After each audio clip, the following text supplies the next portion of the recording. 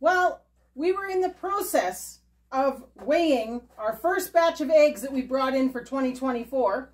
And we thought, what better time than to work out what we brought in all of 2023. So for those who don't know, this is kind of a yearly thing because we do something a little obsessive and we actually weigh everything that comes into the house, more or less. So every year at the end of the year, we have a pretty good idea of what we produced, what we brought in, and basically what those final weights are in relation to the amount of food that we produced and didn't have to buy.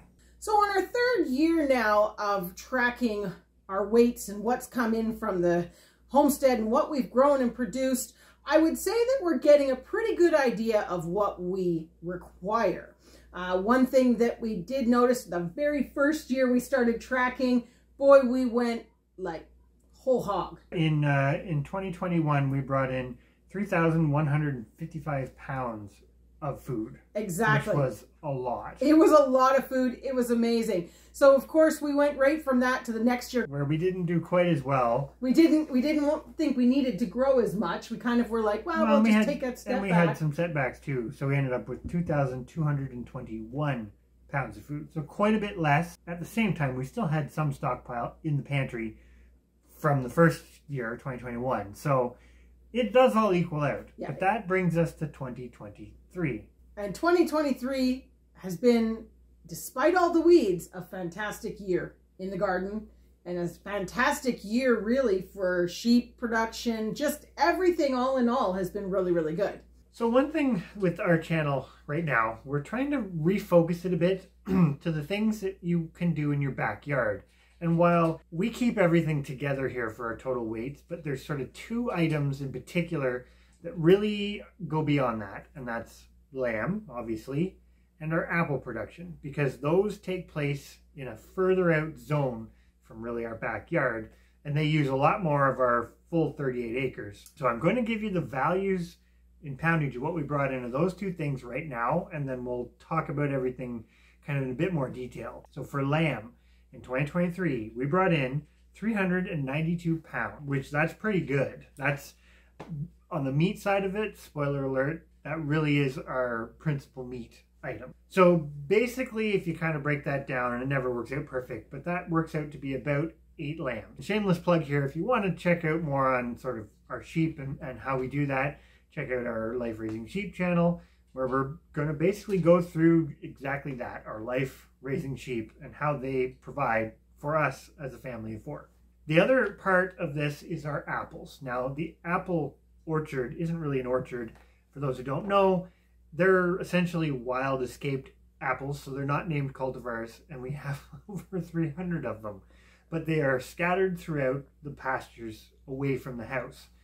Now, we capitalize on this, but we never use it to its maximum potential because they also feed our sheep. In 2023, we brought in 842 pounds of apples. Now, that's just apples that went on to be human food, whether it's juice or eating or applesauce or whatever.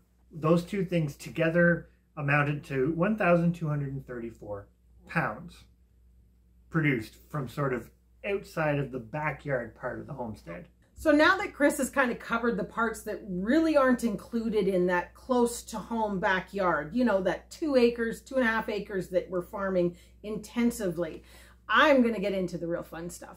It's time to go over vegetables. I'll tell you what, we had a fantastic year. If you followed any of our garden tours or things like that, you saw, despite all the weeds, we brought in a ton of food, literally a ton of food. It was fantastic. But really there were 4 items, 4, that shone big. And those were, and I'm going to use my little cheat sheet that Chris gave me, tomatoes were the top one. And of course, tomatoes are my thing. I love tomatoes. I can tomatoes, eat tomatoes, live tomatoes when it comes to canning season. And we had 597 pounds of those. Now saying that, I think we've had more in previous years, but that still was a lot of tomatoes to deal with. And yeah, we're probably going to try and stick to that number in the future. Number 2 was potatoes. Not to be confused with tomatoes, Chris. With 266 pounds. And that's a fantastic number for us, because if you put that into perspective, that is 20 bags of potatoes. More than 20, but we still have our seed potatoes and things. But 20 bags of potatoes from the grocery store. That's almost 2 bags a month. And that is just about right where we need to be, I think. Third was our winter squash, 196 pounds. And I'll be honest, as all of you know, we could have done better on that. It wasn't the best squash year. And since exploring making some other items with the squash, you can bet next year that that plot size is going to increase. So stay tuned for that, because squash is a big ticket item, big ticket. And last, and this actually surprised me when Chris gave me this cheat sheet here, was the garlic. Garlic was fourth at 71 pounds. That's a whole lot of garlic, but we do use garlic on a regular basis, and garlic is a super, super great medicinal, healthy thing to have. And if you can grow it, that's a whole lot cheaper, because garlic is not a cheap item to buy. So all in all, those 4 items plus all the other little bits and pieces and bobs that we had along the way, 1,364 pounds of vegetables brought in. That's pretty impressive. Put that at, say, what, $2.99 a pound for an organic vegetable? That's pretty good. So next I'm going to talk about fruit. And I know technically what we just gave you had a lot of actual fruit from a botanical perspective, but I'm meaning more like the berries and apples and what I'm going to say it most people think of when they think of fruit. A lot of people don't think of tomatoes and squash as fruit, even though they are. So obviously the apples was a huge component of that, and I'm going to say it, everything else was absolutely dwarfed in far as actual poundage, which makes sense because a lot of berries and things are quite small. The next biggest thing we brought in was raspberries. Our raspberry year in 2023 was amazing. Our patches are really starting to produce. And while this is a far cry from the 842 pounds of apples, we brought in 53 pounds of raspberries. So if you kind of work that out a little bit, that's roughly 150 of those little, or pints, I think, containers from the grocery store.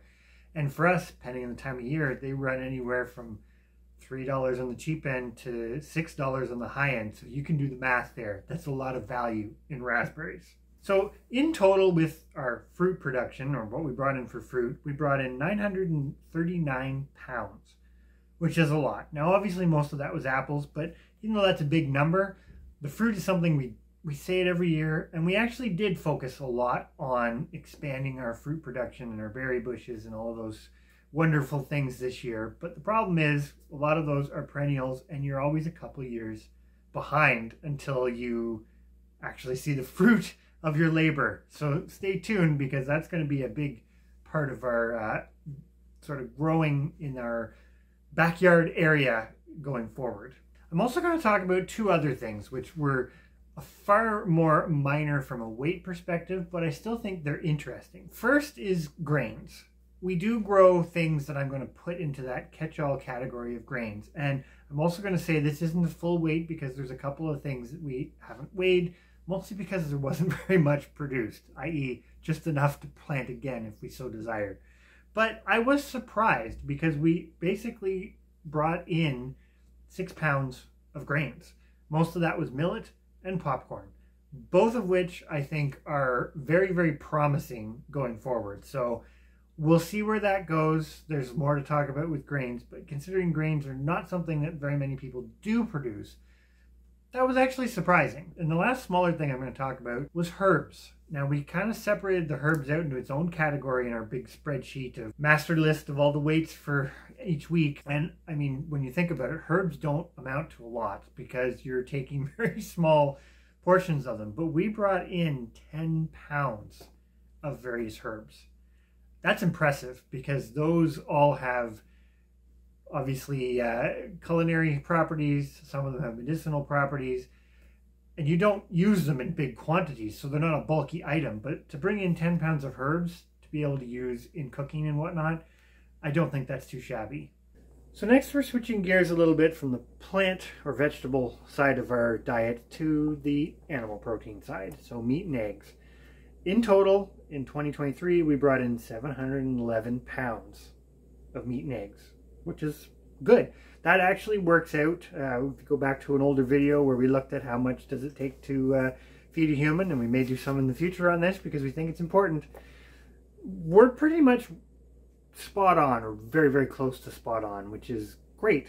Obviously, the lamb is a big part of that at 392 pounds, as we've already discussed, but following very closely behind, or following in number 2, I should say, is eggs at 160 pounds of eggs. And I think eggs get thrown around, and I say that with a straight face, even though there's a good pun wrapped up in there.